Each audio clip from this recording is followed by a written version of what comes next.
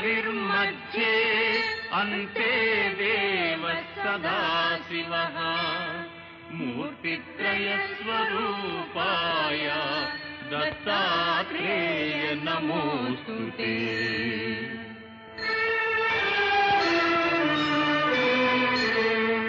कर्पूरकान्तिदेहाय ब्रह्ममूर्तिधराय च वेदशास्त्रपरिज्ञाय दत्तात्रेय नमोस्ते।